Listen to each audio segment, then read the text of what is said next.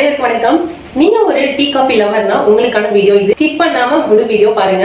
Tea coffee குடிக்கிறதுனால என்ன வித பாதிப்புகள் வரும் எல்லாருக்கும் தெரிஞ்சும் அதை ஏன் நீங்க விட மாட்டேங்கிறீங்க அப்படின்னா அதுல இருக்கிற கஃபீன் உங்களை அடிமையாக்கி வச்சிருக்கு. அது கலக்கக்கூடிய கஃபீன் உங்களுடைய பிளட் பிரஷரை அதிகரிச்சு உங்க ஹார்ட் ப்ராப்ளத்தை வர்றதுக்கு அதுதான் காரணமா இருக்கும். அது மட்டும் இல்லாம கஃபீனோட வேலையும் பாத்தீங்கன்னா உங்க உடல் சோர்வு அதிகமாக்கி தூக்கமின்மை வரதுக்கும் காரணம் அதுதான். சிலர்லாம் நீங்க ஃபீல் பண்ணலாம், டீ காபி குடிக்கிறதுனால அந்த செகண்ட் உங்களோட மூளை நல்ல ஒரு ஃப்ரெஷ்னஸ் இருக்கு அப்படின்னு நினைச்சிட்டு நீங்க அதை நீங்க குடிச்சிட்டு இருக்கீங்க. தூக்கம் வருதா, ஒரு காபி போடு, தூக்கம் வருதா, ஒரு டீ போடு அப்படின்னு சொல்லி நீங்க குடிக்கிறீங்க. அதான பின்விளைவுகள் என்னன்னு பாத்தீங்கன்னா தூக்கம் இல்லாம இருக்கிறதுக்கு காரணமே அது இருக்கிற கஃபீன் தான். நீங்க தொடர்ந்து நீங்க டீ காபி குடிக்கிறதுனால இந்த பிரச்சனை மட்டும் இல்லாம உங்களோட இளநரை வர்றதுக்கு காரணமும் இந்த டீ காபி தான். இதுக்கு மாறாக நீங்க புத்துணர்ச்சியா இருக்கணும் அப்படின்னா நீங்க நிறைய கிரீன் டீஸை ப்ரிப்பேர் பண்ணலாம். இலை, ஆவாரம்பூ, செம்பருத்தி பூ, இது மாதிரி ஃப்ளவர்ஸ் லீவ்ஸை வச்சுட்டு நீங்க ஒரு ஆரோக்கியமான டீயை ப்ரிப்பேர் பண்ணி நீங்க குடிக்கலாம்.